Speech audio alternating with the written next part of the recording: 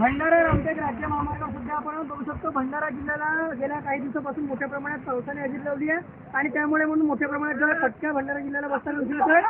भंडारा जिल्ह्याला खरं पाहायला गेलं तर मोठ्या प्रमाणात पूरजन्य परिस्थिती सध्या निर्माण झालेली आहे आणि त्यामुळे म्हणून भंडारा रामटेक राज्य महामार्ग बंद झाला आहे. मला पाहायला गेलं तर या मार्गावर मोठ्या प्रमाणात पाणी साचलेलं आहे.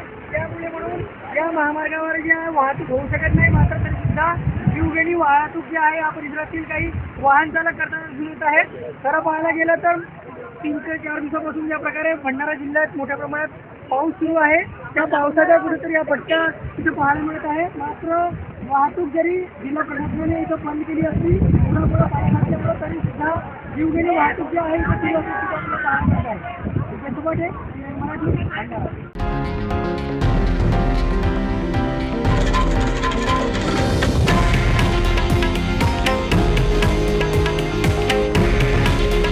हे आहे देशातील नंबर 1 न्यूज नेटवर्क आणि आपण पाहत आहात TV9 मराठी. काळजी तुमची, हित महाराष्ट्राचं.